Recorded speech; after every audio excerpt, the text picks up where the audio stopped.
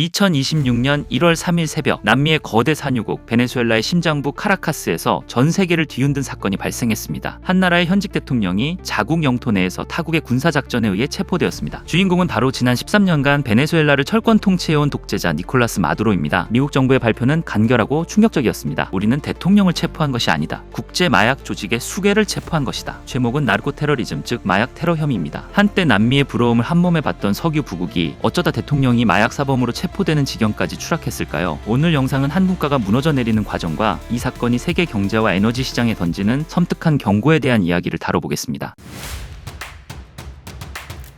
이 모든 일의 원흉인 마두로라는 인물을 이해하지 못하면 이 사태를 해석할 수 없습니다. 그는 정통 정치 엘리트도 군 출신도 아니었습니다. 카라카스의 평범한 버스 운전기사이자 노조 간부였습니다. 그가 권력의 정점에 오를 수 있었던 이유는 단 하나, 전임 대통령이자 베네수엘라 사회주의의 상징 우고 차베스의 대한맹목적인 충성심 때문이었습니다. 2013년 차베스가 암으로 사망하면서 지목한 후계자가 바로 마두로였습니다. 그가 대통령이란 운전대는 넘겨받았을지 몰라도 그에게 현명함이라는 지혜는 없었습니다. 차베스 시절 베네수엘라는 고유가라는 순풍 덕분에 포퓰리즘 정책을 유지할 수 있었죠. 하지만 마두로가 집권하자마자 국제 유가는 폭락했고 그의 무능함은 국가적 재앙이 되기 시작합니다. 그는 위기를 극복할 능력 대신 위기를 은폐할 권력만을 탐했습니다. 그때부터 베네수엘라라는 버스는 브레이크 없이 벼랑 끝을 향해 질주하기 시작합니다.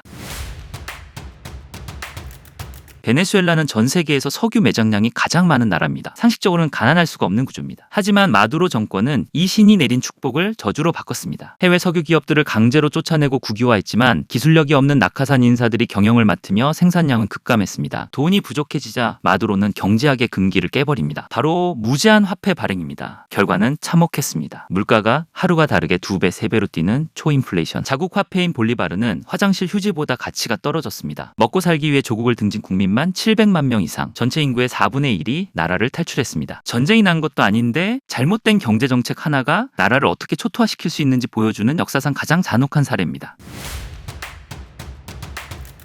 여기서 의문이 듭니다. 국가가 이 지경이 됐는데 왜 그동안 정권은 무너지지 않았을까요? 마두로가 국민을 통제한 수단은 정치가 아닌 폭력과 권력 매수였기 때문입니다. 그는 국가 재정이 파탄난 상황에서도 군부 고위층의 주머니는 두둑하게 채워줬습니다. 주요 산업의 이권과 심지어 마약 밀매 루트까지 군부에 눈감아주며 그들을 운명 공동체로 만들었습니다. 마두로가 무너지면 군부도 함께 처벌받는 구조를 설계한 겁니다. 민주주의의 기본인 선거는 철저히 조작되었습니다. 유력한 야당 후보는 투표 전에 체포되거나 망명을 떠나야 했고 입법부인 국회의 권한은 무력화되었습니다. 베네수엘라는 민주주의 국가가 아닌 선거 독재 체제로 변질된 지 오래였죠. 미국과 서방 세계가 그를 불법 정권으로 규정하고 강력한 제재를 가했지만 그는 러시아, 이란, 중국 등 반서방 국가들의 지원을 등에 업고 끈질기게 버텼습니다. 국민들의 고통을 담보로 한 기형적인 생존이었습니다.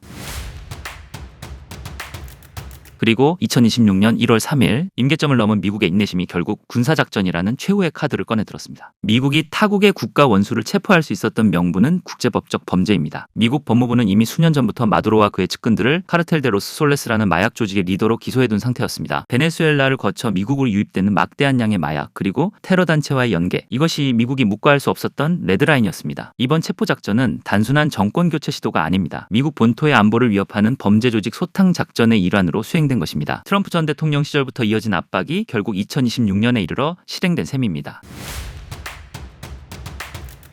마두로는 결국 공습 3시간 만에 체포되었습니다. 하지만 베네수엘라의 비극은 아직 끝나지 않았습니다. 지금 베네수엘라는 권력의 공백 상태, 즉 파워 베큐음에 놓여 있습니다. 남은 군부가 순순히 권력을 미국에 이양할지 아니면 제2의 독재자가 등장할지, 최악의 경우 내전으로 치달을지는 아무도 장담할 수 없습니다. 투자자 관점에서 우리가 주시해야 할 것은 석유의 향방입니다. 베네수엘라가 정상국가로 돌아와 막대한 석유 매장량이 시장에 풀린다면 장기적으로 국제 유가는 하향 안정화될 것입니다. 반대로 내전으로 치닫는다면 유가는 다시 한번 요동칠 것입니다. 한 국가의 리더가 가진 권력이 얼마나 무거운지, 그리고 그 권력이 오용되었을 때 국민이 얼마나 처참한 대가를 치러야 하는지. 2026년 마두로 체포 사건은 역사에 굵직한 교훈을 남겼습니다. 이제 베네수엘라 국민들이 진정한 자유를 되찾을 수 있을지 전 세계가 숨죽여 지켜보고 있습니다. 오늘의 분석, 미국 주식 불스토리였습니다.